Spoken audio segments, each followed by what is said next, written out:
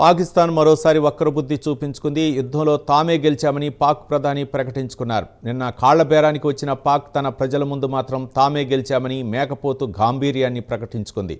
పాక్ ప్రధాని వ్యాఖ్యలపై నెటిజన్లు మండిపడుతున్నారు. ఎట్టి పరిస్థితుల్లోనూ పాక్ను వదిలిపెట్టవద్దని డిమాండ్ చేస్తున్నారు.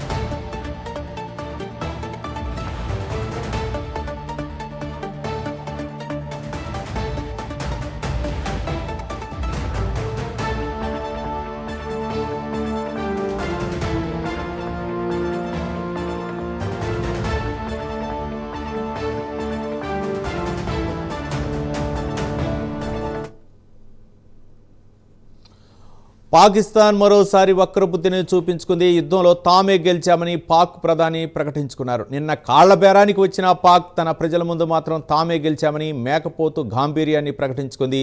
పాక్ ప్రధాని వ్యాఖ్యలపై నెటిజన్లు మండిపడుతున్నారు. ఎట్టి పరిస్థితుల్లోనూ పాక్ను వదిలిపెట్టవద్దని డిమాండ్ చేస్తున్నారు. దీనిపై మరింత సమాచారం మా అసోసియేట్ ఎడిటర్ రాజు మరిన్ని వివరాలు అందిస్తారు. రాజు. రైట్ రవి, మొత్తానికి నిన్నైతే సీజ్ ఫైర్ కి సంబంధించి ఒక నిర్ణయం కూడా తీసుకోవడం జరిగింది. భారత్ అలాగే పాకిస్తాన్ మధ్య ఏదైతే ఈ కాల్పులకు సంబంధించినటువంటి విరమణ ఒప్పందం జరిగినటువంటి కేవలం 3 గంటల్లోనే పాకిస్తాన్ మధ్య తన వక్రబుద్ధిని చూపించినటువంటి పరిస్థితి. భారత్ కి సంబంధించి ఎల్ఓసితో పాటు ఎస్పెషల్లీ గుజరాత్ దగ్గర నుంచి కూడా జమ్మూ కాశ్మీర్ వరకు ఉన్నటువంటి బార్డర్ అంతా కూడా భారీ ఎత్తున ఏదైతే అలజడి సృష్టించినటువంటి పరిస్థితి. వాళ్ళకి సంబంధించినటువంటి డ్రోన్స్ తో కావచ్చు, అంతేకాకుండా ఆ ఎల్ఓసి దగ్గర భారీ మోటారు వెపన్స్ తోటి దాడులకు తెగబడినటువంటి పరిస్థితి. దీంతో పాటు ఒక చోట అగ్నిపట్టానికి ప్రాంతంలో అక్కడ ఉన్న సైనిక స్థావరం మీద కొంతమంది గుర్తు తెలియని వ్యక్తులు, అంటే మన ఉగ్రవాదులు అయి ఉండొచ్చు అనేటువంటి అనుమానం ఉంది. సో వాళ్ళు వచ్చి అక్కడ ఉన్నటువంటి సెంటర్ మీద కాల్పులు కూడా జరిగినటువంటి పరిస్థితి. అయితే మొత్తం కూడా ఇది పాకిస్తాన్ ఇంకా కూడా తన వక్రబుద్ధిని చూపిస్తుంది అనేది తెలుస్తుంది. అయితే నిన్న అర్ధరాత్రి పాకిస్తాన్ ప్రధానమంత్రి షహబాజ్ షరీఫ్ ఒక జాతిని ఉద్దేశించి, అంటే పాకిస్తాన్ ప్రజలను ఉద్దేశించి ఆయన మాట్లాడుతూ భారత్ తోటి యుద్ధంలో మనం గెలిచామని చెప్పేసి సిగ్గు లేకుండా ప్రకటించుకున్నటువంటి పరిస్థితి. భారత్ తోటేమో కాలబేరానికి వచ్చాడు, మరోపక్కేమో తమ దేశంలో ఉన్నటువంటి ప్రజలకు చెప్పుకునేందుకు భారత్ మీద గెలిచామని చెప్పేసి ప్రకటించుకున్నటువంటి సిచ్యువేషన్ అయితే ఉంది. సో దీని మీద యావత్ అంతర్జాతీయ సమాజానికి కూడా తీవ్రస్థాయి ఆగ్రహం వ్యక్తం చేస్తుంది. ఎందుకంటే ఈ ఏదైతే ఈ కాల్పులకు సంబంధించినటువంటి విరమణ చేసుకున్న తర్వాత కూడా మళ్ళీ పాకిస్తాన్ తన వక్రబుద్ధిని చాటుకుంటుంది. అంతేకాకుండా ఇష్టానుసారం కాల్పులకు తెగబడుతూ ఉన్నటువంటి పరిస్థితి దీని మీద అంతర్జాతీయ సమాజం తీవ్ర స్థాయిలో ఆగ్రహం కూడా వ్యక్తం చేస్తున్న పరిస్థితి. అయితే ప్రస్తుతం మనకున్న సమాచారం ప్రకారం అమృత్సర్ దగ్గర ఉన్నటువంటి కొన్ని ప్రాంతాలని పాకిస్తాన్ టార్గెట్ చేసినట్టు తెలుస్తుంది. దీంతో అక్కడ ఉన్నటువంటి డిస్ట్రిక్ట్ అడ్మినిస్ట్రేషన్ తో పాటు ఎస్పెషల్ ఆర్మీకి సంబంధించిన అఫీషియల్స్ అంతా కూడా సంయుక్తంగా ఎక్కడ ఎలాంటి ఇబ్బందులు లేకుండా అక్కడ ఉన్నటువంటి ప్రజలను కూడా అప్రమత్తం చేస్తున్నారు. సైరన్స్ కూడా మోగుతూ ఉన్నటువంటి పరిస్థితి. వెంటనే స్థానికులంతా కూడా ఇళ్లలోకి ఉండాలి, అందరూ కూడా కంప్లీట్ బ్లాక్అవుట్ ని నిర్వహించాలి అని చెప్పేసి కూడా ఆదేశాలు అందుతూ ఉన్నటువంటి సిచ్యువేషన్ ఉంటుంది. సో మొత్తానికైతే పాకిస్తాన్ తన వక్ర బుద్ధితోటి భారత్ ను ఇబ్బందులు పెట్టాలని చెప్పేసి ప్రయత్నాలు చేయడం, అంతేకాకుండా ఇప్పటివరకు కూడా అబద్ధాలు చెబుతూనే మొత్తం ఈ ఆపరేషన్ అంతా కూడా చేసినటువంటి పరిస్థితి. పాకిస్తాన్ ఏనాడు కూడా ఒక్క నిజం కూడా చెప్పనటువంటి పరిస్థితి. భారత్ కు చెందినటువంటి విమానాలు కూల్చామని, భారత్ కు సంబంధించిన పైలట్స్ తమ దగ్గర ఉన్నారని, అంతేకాకుండా భారత్ లో తాము భారీ ఎత్తున దాడులు చేశాము అని చెప్పేసి, అలాగే ఎయిర్ బేస్ లను ధ్వంసం చేశామని చెప్పి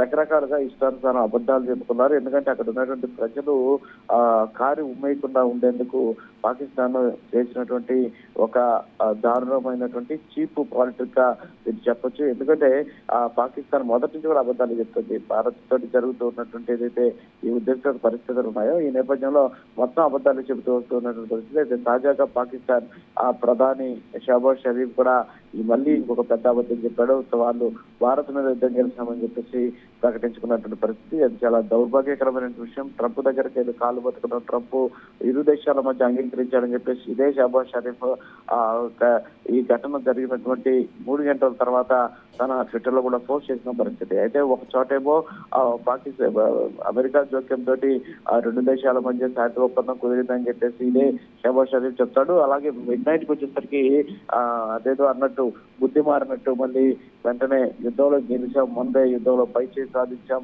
అని చెప్పేసి వాళ్ళే ప్రకటించుకుంటారు. అంటే దీన్ని బట్టి చూస్తుంటే పాకిస్తాన్ కి కాస్త పిచ్చి ఉంది అనేది ఇక్కడ స్పష్టంగా తెలుస్తుంది. ఈ నేపథ్యంలోనే ఇష్టానుసారం వ్యవహరిస్తూ ఉన్నటువంటి ఆ పరిస్థితులు అయితే కనిపిస్తున్నాయి. సో మొత్తానికి పాకిస్తాన్ ప్రధానమంత్రి షహబాజ్ షరీఫ్ చేసినటువంటి ప్రకటన కావచ్చు, అంతేకాకుండా భారత్ లో ఈ వైలేషన్ ఆఫ్ సీజ్ ఫైర్ ఏదైతే ఉందో దీనికి సంబంధించి కూడా ఇండియన్ ఆర్మీ కావచ్చు, అలాగే భారత ప్రభుత్వం చాలా సీరియస్ గా కూడా ఉన్నటువంటి పరిస్థితి. దీని ఇటు పరిస్థితిలో కూడా ఉపేక్షించేది లేదు అని చెప్పేసి కూడా రాత్రి ఈ ఏదైతే విదేశాంగ శాఖ కార్యదర్శి మిస్త్రీ కూడా చెప్పినటువంటి సిచ్యువేషన్ ఉంది.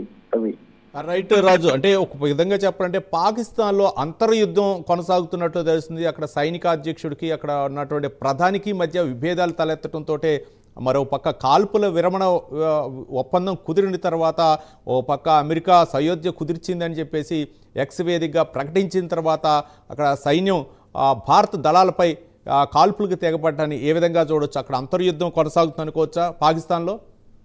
ఖచ్చితంగా రవి, ఎందుకంటే అక్కడ మామూలుగా అన్ని దేశాలకైతే సైన్యం వచ్చేసి ప్రభుత్వం చేతిలో ఉంటుంది. ఒక పాకిస్తాన్ లో మాత్రం ప్రభుత్వం సైన్యం చేతిలో ఉండేటువంటి పరిస్థితి. సో మీరు చెప్పినట్టు ప్రధాని షహబాజ్ షరీఫ్ కావచ్చు, అంతేకాకుండా ఆర్మీ చీఫ్ అసీం మునీర్ ఎవరైతే ఉన్నారో వీళ్ళిద్దరి మధ్య అంతర్యుద్ధం అనే దానికంటే ఇద్దరు కూడా నాటకాలు ఇస్తున్నారని మాత్రం చాలా స్పష్టంగా చెప్పొచ్చు.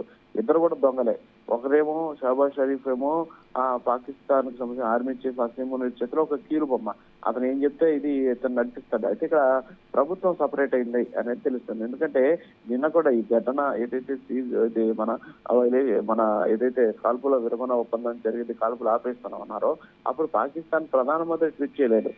పాకిస్తాన్ సంబంధించినటువంటి ఉప ప్రధానమంత్రి, అంతేకాకుండా రక్షణ శాఖ మంత్రి వాళ్ళు ట్వీట్ చేశారు. ఎందుకంటే ప్రధాని ఎక్కడ ట్వీట్ చేయలేడు, అసీం మునీర్ కూడా ఎక్కడ ట్వీట్ చేయనటువంటి పరిస్థితి. అంటే ఇక్కడ ఏమైపోయిందంటే ప్రధాని అసీం మునీర్ ఒకటైపోయినట్టు, అలాగే పాకిస్తాన్ ప్రభుత్వంతో కూడా సపరేట్ అయిందా అనేటటువంటి అనుమానాలు కూడా వ్యక్తమవుతున్నాయి. ఎందుకంటే పాకిస్తాన్ లో ఆర్మీ చీఫ్ ని కాదని ప్రభుత్వం అంటే ఎస్పెషల్లీ ప్రధానమంత్రి గాని నడుచుకుంటే ఖచ్చితంగా పదవీచ్యుతుడు అవుతాడు అనేది గత అనుభవాలు చాలా చెబుతున్నాయి.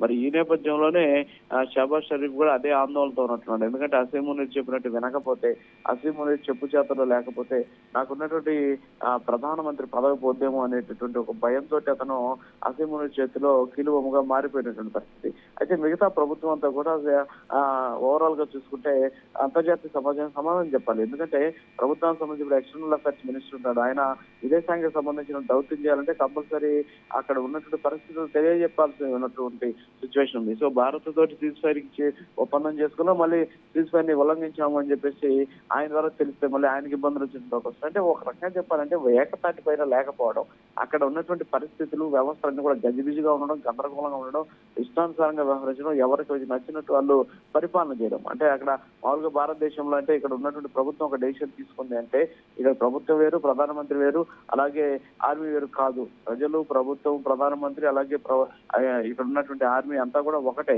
సో ఇక్కడ ప్రధానమంత్రి చెప్పాడంటే కంపల్సరీ ఆర్మీ చెప్పి విని తీరాల్సిందే. సో అదే ఫైనల్ డెసిషన్. కానీ పాకిస్తాన్ లో అలాంటి సిచ్యువేషన్ లేదు. ఒకవేళ అక్కడ ఉన్నటువంటి ప్రభుత్వం ఒప్పందాలు చేసుకున్నా సరే ఆ ఒప్పందాలను బ్రీచ్ చేసేటటువంటి పరిస్థితి కనిపిస్తుంది ఆర్మీకి సంబంధించినటువంటి సిబ్బంది కావచ్చు, అధికారులు కావచ్చు. అంటే ఇదంతా కూడా అక్కడ ఉన్నటువంటి రాజకీయ పరిస్థితులు, అంతేకాకుండా సామాజిక సిచ్యువేషన్స్ అనేది ఇక్కడ స్పష్టంగా తెలుస్తుంది. సో ఏ రూపంలో కూడా పాకిస్తాన్ ఈ రోజు వక్రబుద్ధి చూపించింది. దీనికి కారణం ఎవరు అంటే ఖచ్చితంగా పాకిస్తాన్ ప్రధానమంత్రి, అలాగే అక్కడ ఉన్నటువంటి army chief Asim Munir. So వీళ్ళిద్దరూ అని చెప్పాలి. ఎందుకంటే ఇద్దరు కలిసి దొంగ నాటకాలు ఆడుతూ ఉన్నటువంటి పరిస్థితి. వెనక నుంచి దొడ్డిదారులు ఏమో భారత్ తోటి లోపాయకారి ఒప్పందం అన్నట్టు వచ్చేసి కాలు పట్టుకుంటారు, మళ్ళీ పైకి ముందుకు వచ్చేసేమో పాకిస్తాన్ భారత్ తోటి యుద్ధంలో గెలిచామని చెప్పేసి వాళ్ళే ప్రకటించుకుంటారు. సో ఇది డబల్ యాక్షన్ చేస్తూ ఉన్నటువంటి సిచ్యువేషన్ కనిపిస్తుంది. మరోపక్క పాకిస్తాన్ తో పాటు ఎస్పెషల్లీ టెర్రరిస్టులు కూడా కలిసారా అనేటువంటి అనుమానాలు వ్యక్తమవుతున్నాయి. ఎందుకంటే టెర్రరిస్ట్ గ్రూప్స్ కూడా పాకిస్తాన్ లో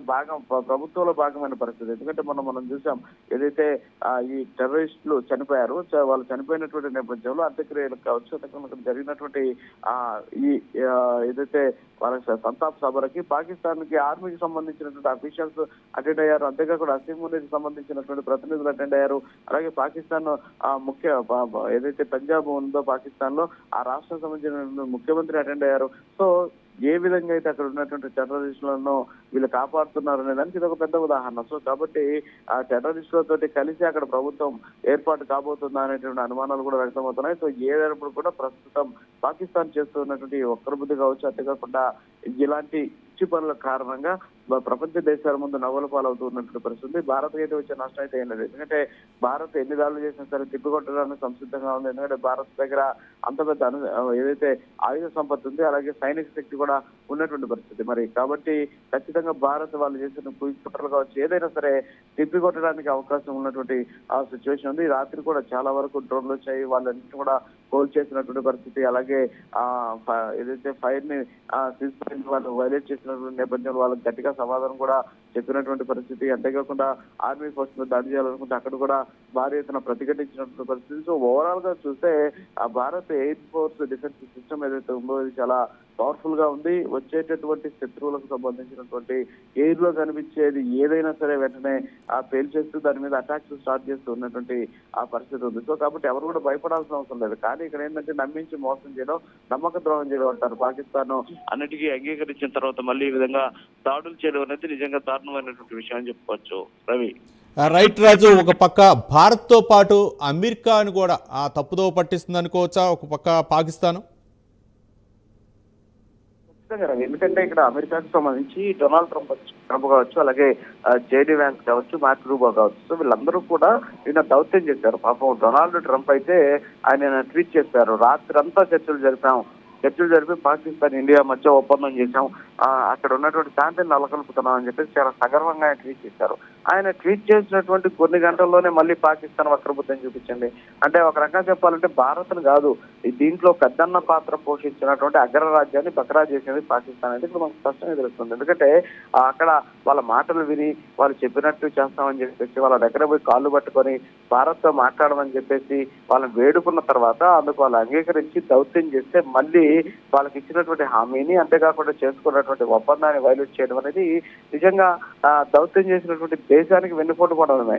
భారత్ కి వాళ్ళు వెన్నుపోటు పడతారంటే పాకిస్తాన్ ఎప్పుడు కూడా అలాంటి పరిస్థితుల్లో ఉండదు. ఎందుకంటే భారత్ దొంగ దెబ్బ తీయాలని చూస్తూ ఉంటే ఎప్పుడు కూడా అదే కొత్త విషయం కాదు. కానీ ఇప్పుడు పాపం అమెరికాను కూడా దొంగ దెబ్బ తీసినటువంటి పరిస్థితి. అమెరికా కూడా పాకిస్తాన్ చేతిలో బక్రా అయినటువంటి సిచ్యువేషన్. డొనాల్డ్ ట్రంప్ లాంటి అగ్ర దేశానికి ఒక అధ్యక్షుడే ఈ రోజు పవర్ఫుల్ అధ్యక్షుడు ఆయన, మరి వాళ్ళే ఈ రోజు పాకిస్తాన్ చేతిలో బకరా అయ్యారు అంటే ఇంకా ఖచ్చితంగా పాకిస్తాన్ ఏం చేసేందుకైనా సిద్ధంగా ఉందనేది మనకు తెలుస్తుంది. ఎందుకంటే కేవలం భారత్ మీద దాడులు చేయడం కాదు, డ్రోన్స్ ని పంపడం కాదు, మిసైల్స్ వదలడమే కాదు, ఏం చేసేందుకైనా సరే సిద్ధంగా ఉంది. ఎప్పుడు కూడా పాకిస్తాన్ మాటలు నమ్మొద్దు, వక్రబుద్ధి ప్రదర్శిస్తుంది. సో ఎప్పుడైతే సీజ్ ఫైర్ కి సంబంధించినటువంటి నిబంధనలు ఏదైతే ఒప్పందం జరిగిందని చెప్పిన వెంటనే కూడా భారత ప్రజల్లో దాదాపు 90% మంది వరకు పాకిస్తాన్ విశ్వసించలేదు. వాళ్ళు ఖచ్చితంగా వక్రబుద్ధి చూపిస్తారు, దొంగ బుద్ధి చూపిస్తారు, దయచేసి మీరు వాళ్ళని నమ్మొద్దు అని చెప్పేసి చాలా మంది పాపం ట్వీట్లు కూడా చేశారు. కానీ అనుకున్నట్టే ప్రజలు చెప్పినట్టే ఏ విధంగా అయితే వాళ్ళు భయపడ్డారో అదే విధంగా పాకిస్తాన్ మళ్ళీ తన వక్ర బుద్ధిని చూపించింది. ఎల్ఓసి జమ్మూ కాశ్మీర్ తో పాటు భారీ ఎత్తున, అంటే ఇందాక నేను చెప్పినట్టు గుజరాత్ దగ్గర నుంచి కూడా జమ్మూ కాశ్మీర్ వరకు, రాజస్థాన్, గుజరాత్, అలాగే జమ్మూ కాశ్మీర్, హర్యానా, సో ఇలాంటి ప్రాంతాలన్నింటిలో కూడా భారీ ఎత్తున ఈ డ్రోన్లను పంపించినటువంటి పరిస్థితి. అయితే నేను ఆర్మీ ఒకటే చెప్పింది, వచ్చినటువంటి డ్రోన్లన్నిటి కూడా మళ్ళీ రిటర్న్ వెళ్ళిపోయాయి, కాసేపు ఇక్కడ చూసేసి వెళ్ళిపోయినాయి అని చెప్పేసి చెప్తున్న పరిస్థితి. సో అధికారికంగా ప్రకటించాల్సినటువంటి అవసరం ఉంది. కానీ మిస్త్రీగా మాత్రం నేను మాట్లాడారు. ఆయన మాట్లాడేటువంటి సందర్భంలో కొన్ని వ్యాఖ్యలు చేశారు. పాకిస్తాన్ సీజ్ ఫైర్ ని వైలేట్ చేసింది, ఇది ఎట్టి పరిస్థితుల్లో కూడా టోలరేట్ చేసేటటువంటి పరిస్థితి లేదు, ఖచ్చితంగా పాకిస్తాన్ కి దెబ్బ కొట్టడం అనివార్యం అనేటటువంటి కొన్ని కీలకమైనటువంటి వ్యాఖ్యలు చాలా ఎమోషనల్ గా మాట్లాడేసి ఆయన కేవలం 2-3 నిమిషాలకు మించి కూడా మాట్లాడేసి వెళ్ళిపోయినటువంటి పరిస్థితి అయితే ఉంది. సో ఇవాళ ఏమన్నా ప్రకటన చేస్తారు వేచి చూడాలి. ఎందుకంటే అర్ధరాత్రి ఆ దేశ ప్రధాని దొంగ అయినటువంటి షహబాజ్ షరీఫ్ ఏ విధంగా అయితే పాకిస్తాన్ గెలిచిందని చెప్పేసి ప్రకటన చేస్తున్నాడో, సో దీని మీద భారత్ కూడా స్పందించాల్సింది కాబట్టి సో భారత్ ఏమన్నా దీని మీద మరి కాస్త స్పందిస్తుందని వేచి చూద్దాం Ravi. Right, thank you Raju.